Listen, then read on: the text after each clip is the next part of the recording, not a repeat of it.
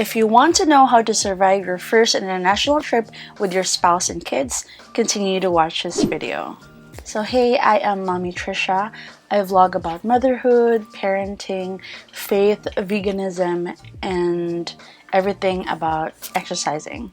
So just a backstory, since I'm going to share more about our travel, we had traveled with our family to Malaysia and Singapore last year, and it is the first time we traveled as a family. Imagine that.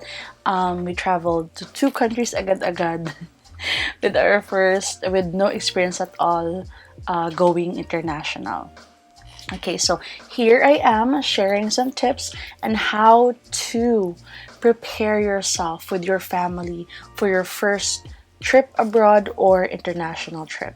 First tip I'm going to share is to save up and travel according to your means. So just to let you know, during our travel, we paid like 70 to 80% through cash, and the rest will be credit card. So if pwede, if makasave kayo ng whole year or years prior to that trip, that's better.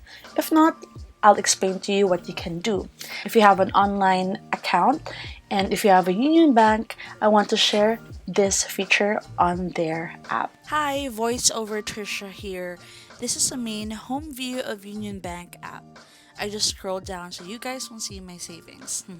So if you scroll at the bottom, you should be able to see the goals section. If not, just scroll down to refresh it and it should appear. I have two current goals here. Just press manage button, then press add. It should take you to this page wherein you can see different types of goals.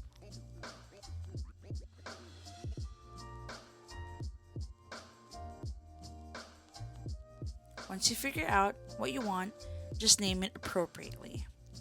After naming, make a goal amount, and after a certain period. Example, 20,000. On the next step, there would be a frequency. So if you get paid weekly, I suggest do weekly, and you have to choose how much would be taken out weekly, monthly, or quarterly. I usually do weekly since I'm being paid weekly. Then after that, choose to start. At the bottom part, it will calculate when you will finish basing off of the start date you will choose. So if you need to finish a goal faster, adjust the amount and frequency. Make sure it is achievable and time bound, following the SMART acronym of effective goal setting: specific, measurable, achievable, relevant, and time bound. With this feature, I was able to save 50,000 pesos for a trip last year. What it does, it holds the funds and removes it from your account. Once you're ready to end the goal, it will be released back to the account you will choose. So that's it. I hope this is helpful. So going back, if you don't have the cash available or if your income is not that big na makapag-save kayo for that amount, by all means, use your credit card, but always try to inquire with your bank ano yung mga programs that you can enroll in. Example, for our airline tickets and our Klook tickets, we put that installment through BDO. So our credit card or BDO has a 0 interest. I think if you want to convert it installment, may certain fee lang sila ipatong, pero they have that kind of program, diba? So at least you should know what programs that your banks will offer and inquire or maybe research on the internet. Second, I mentioned earlier, preparation. So if kaya ng 6 to 8 months prior to your trip ang preparation, you can do so. Or if ever a year prior, that's better too. No, again, laging handa is more important than spontaneous. Especially if you have kids around, you really have to plan ahead. And speaking about being prepared, what I suggest is going back to the old ways of sticking to either pen or paper if you want, or you can use Excel sheet or Google sheet. So what we did, I prepared an Excel sheet and Google sheet pala, and I shared it with my husband. I planned ahead, I listed down all the tickets, all the time, and everything there, and then shinare ko sa kanya. And when I was able to come up with activities, I did it like every week. So for example, I researched weekly, and then after that, I prepared it and I presented it to my husband. So you know naman sa marriage, there's always a person who prepare and the person who pay.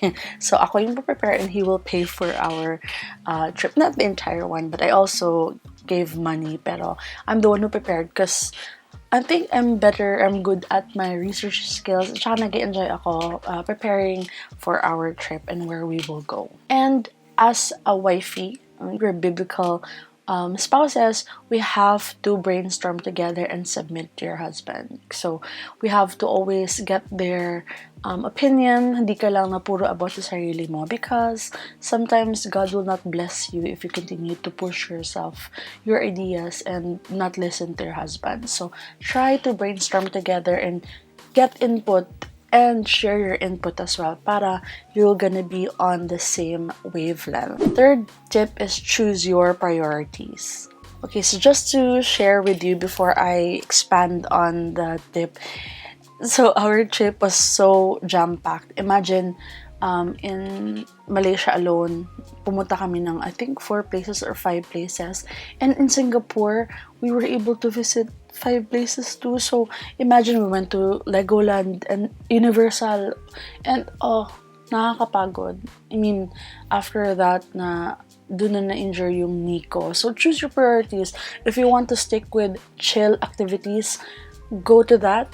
I think it's maybe you can do food trip, 1 to 2 big places, and then mga parks, yun. Either that, or if you are a go-getter and you want adventure and you want to visit as much as you can, jam-pack it in one day, you can do so. Just make sure to prepare for it. But if you have kids and you're in the heavy side like me and medyo older, not in my 20s anymore, it's really tiring and my body paid for it afterwards. So you really have to choose your priorities, where to go, where you want to enjoy with your family, where you want to relax and all that. Because you know naman in a specific country, there are free places you can go. And that's what my sister-in-law did and my brother. They went to Singapore and they had more of a chillax and more enjoyable and slow-paced travel because they also have a baby at that time. So that's appropriate for their situation. Fourth is prepare your phones and gadgets. So software, let's talk about software.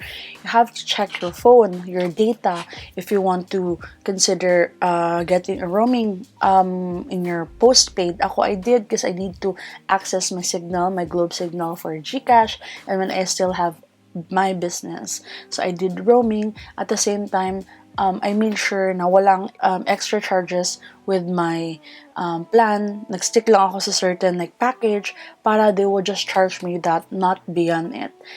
Second, I made sure to download offline maps, translation software, and more software that's appropriate for your travel. Like if you need to drive around, the GPS you need to download and all that, because it's not appropriate for our situation. Let's go to the hardware. So we talked about software earlier, and for hardware, check where you will go and what is the adapter. So Malaysia and Singapore have different adapter or outlets compared to Philippines. So we bought a universal adapter. This one, I just bought it in Shopee. Parang 80 pesos lang per piece, and we bought 3 or 4. And goes to say, do not bring any extension cord because minsan kinukuha na siya or hindi pinapapasok or inaalaw sa certain airports. So sayang lang, right? So do not bring that. Check also straightening iron and other gadgets that are allowed or not allowed in certain country. Fifth is to travel light. So since we were able to travel domestically, particularly in Manila. We traveled Manila twice and Cebu before with the whole family. We were able to practice. It's like a mini trip in preparation for our international. But we didn't go to Manila just to practice because we went there for my sister's wedding and we were able to apply our mistakes, not repeat the mistakes that we had during our Manila.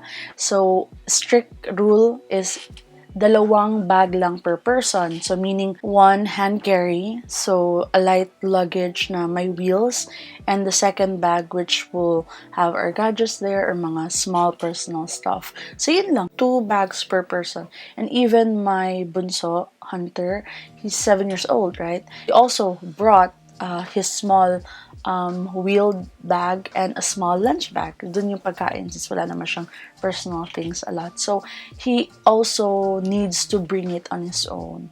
So, he carried it kasi we are busy with their own bags as well. So, we told them up front and we heads up and told them that you need to carry your own bag and they should be responsible with their own belongings too.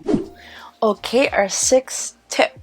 So we were able to research prior the do's and don'ts for a certain country. Let's talk about Malaysia, for example, since we went there.